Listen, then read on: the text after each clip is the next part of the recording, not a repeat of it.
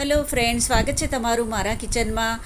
આજે આપણે પૌવા અને સૂજીમાંથી એટલો ટેસ્ટી અને ચટપટો નાસ્તો બનાવીશું કે જેની સામે ઢોસા, ઇડલી અને ઢોકળા પણ ફીકા લાગશે. તો આ ખૂબ જ ટેસ્ટી અને ચટપટો નવો નાસ્તો બનાવવાનું શરૂ કરીએ. 1 કપ જાડા પૌવા લીધા છે, જેનાથી આપણે બટાકા પૌવા બનાવીએ છીએ એ જ લીધા છે. એને બાઉલમાં લઈ લઈએ. પાણી નાખીને 2 થી 3 વાર સારી રીતે એને ધોઈ લઈએ. આ રીતે હલકા હાથે મસળીને પૌવાને ધોઈ લેવાના છે. આ પાણી કાઢી નાખશું અને હજી 2 વાર પાણીથી એને ધોઈ લેશું. પૌવાને મેં સારી રીતે ધોઈ લીધા છે અને એમાંથી બધું જ પાણી કાઢી નાખ્યું છે.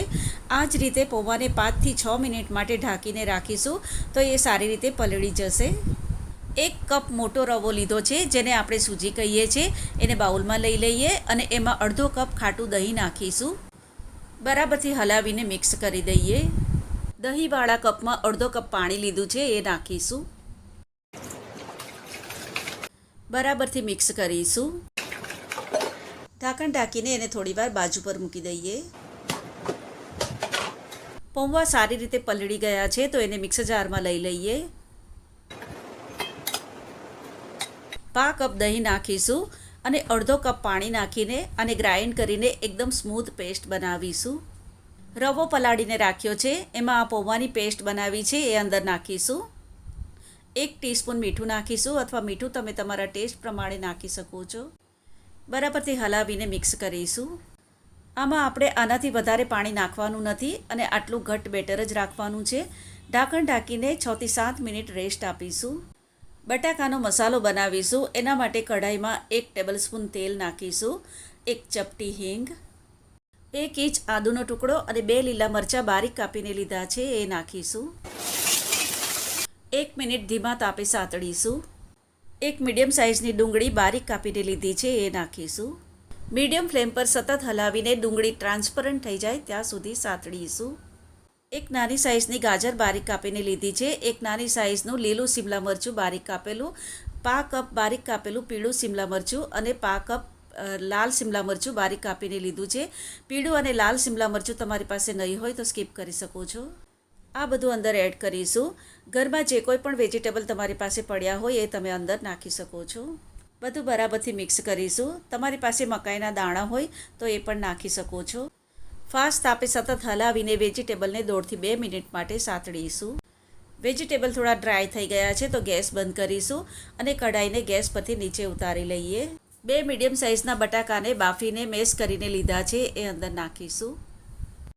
2 થી 3 ટેબલસ્પૂન બારીક કાપેલા લીલા ધાણા નાખીશું. બરાબરથી હલાવીને મિક્સ કરીશું. 1 ચપટી જેટલો હળદરનો પાવડર નાખીશું અને 1 ટીસ્પૂનથી થોડું ઓછું 1/4 ટીસ્પૂન જેટલું મીઠું નાખીશું. આ રીતે સ્પેચ્યુલાથી દબાવીને થોડું મિક્સ કરીશું તો બટાકા અને વેજીટેબલ સારી રીતે મિક્સ થઈ જશે. 1 ટીસ્પૂન જેટલા ચીલી ફ્લેક્સ નાખીશું. બટાકાનો મસાલો રેડી થઈ ગયો છે. બેટર આપણે બનાવીને રાખ્યું છે એના 2 ભાગ કરીશું. તો આમાંથી અડધું બેટર એક બીજા બાઉલમાં લઈ લઈએ. અડધું બેટર મેં એક બીજા બાઉલમાં કાઢી લીધું છે.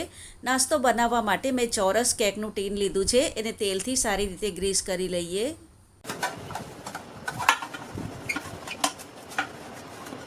એક બાઉલમાં અડધું બેટર કાઢીને રાખ્યું છે. એમાં 1 ટીસ્પૂન ફ્રૂટ સોલ્ટ નાખીશું. એક જ ડાયરેક્શનમાં હલાવીને મિક્સ કરીશું. બેટર એકદમ સરસ રીતે ફૂલી ગયું છે તો ગ્રીસ કરેલું ટીન છે એમાં એને લઈ લઈએ. કઢાઈને મેં પહેલેથી ગરમ કરવા માટે મૂકી દીધી હતી અને પાણી પણ સરસ ગરમ થઈ ગયું છે તો આ ટીન અંદર મૂકી દઈએ. ઢાંકણ ઢાંકીને 5 મિનિટ ફાસ્ટ તાપે સ્ટીમ કરીશું. 5 મિનિટ આને સ્ટીમ કર્યું છે અને ઉપરથી થોડું ડ્રાય થઈ ગયું છે તો ગેસ બંધ કરીશું અને ટીનને કઢાઈમાંથી બહાર લઈ લઈએ. 3 થી 4 મિનિટ આને થોડું ઠંડુ થવા દઈએ. શેજવાન ચટણી લીધી છે એ ઉપર લગાવીશું. એના બદલે તમે ધાણા ફુદીનાની ચટણી લગાવી શકો છો, ટોમેટો કેચઅપ લગાવી શકો છો. બટાકાનો મસાલો બનાવ્યો છે એનું ઉપર લેયર કરીશું. આ રીતે એકદમ હલકા હાથે ઉપર પાથરીશું. આ રીતે ઉપર સ્પેચ્યુલાથી થોડું દબાવી દેશું. બીજું બાકીનું અડધું બેટર રાખ્યું હતું એમાં 1 ટીસ્પૂન ફ્રૂટ સોલ્ટ નાખીશું. હલકા હાથે એક જ ડાયરેક્શનમાં હલાવીને મિક્સ કરી દીધું છે અને બેટર એકદમ સારી રીતે ફૂલી ગયું છે. આ બેટરને ઉપર પાથરી દઈએ. આ રીતે હલાવીને થોડું બરાબર કરી દઈએ અને તરત જ આને સ્ટીમ કરવા કઢાઈમાં મૂકી દઈએ. ઢાંકણ ઢાંકીને ફાસ્ટ તાપે 10 થી 12 મિનિટ માટે સ્ટીમ કરીશું. મેં આને 12 મિનિટ માટે સ્ટીમ કર્યું છે. વુડન સ્ટીક અંદર નાખીને જોઈ લઈએ.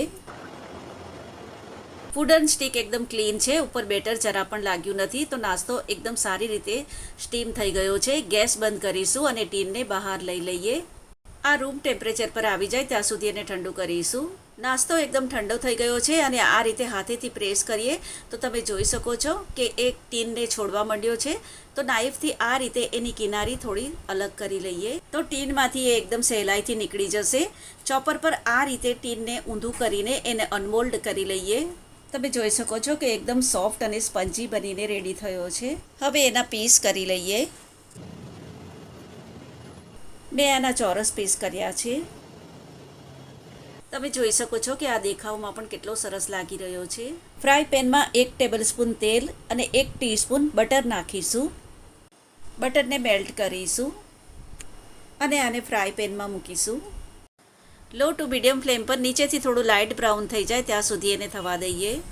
2 થી 3 મિનિટ મીડિયમ ફ્લેમ પર થવા દીધું હતું. એની સાઈડ ચેન્જ કરી લઈએ. આ રીતનું લાઇટ બ્રાઉન થઈ જાય પછી એને પલટાવી લેવાનું છે. બીજી બાજુથી પણ આ લાઇટ બ્રાઉન થઈ જાય ત્યાં સુધી એને થવા દઈએ. બંને બાજુથી લાઇટ બ્રાઉન અને સરસ ક્રિસ્પી થઈ ગયા છે તો એને કાઢી લઈએ.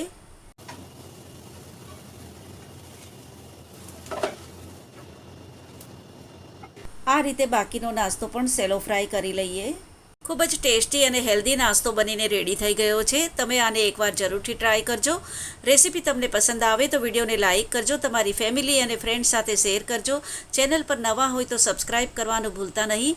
કમેન્ટ બોક્સમાં લખીને મને જરૂરથી જણાવજો કે તમને આ રેસીપી કેવી લાગી. તો ફરીથી પાછા મળીશું આવી જ એક નવી રેસીપીની સાથે. ત્યાં સુધી bye bye and take care.